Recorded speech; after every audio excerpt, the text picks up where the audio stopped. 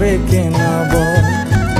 স্তঙের গাছের ফাঁকে মেঘেরা লুকিয়ে থাকে, কিছু দূর হেঁটে এক পাড়ায় যাব চল। বিন্নি ধানের চাল চড়িয়ে পাশকুড়োল মাখিয়ে এক পৃথিবী তৃপ্তি নিয়ে খাবি কিনা বল।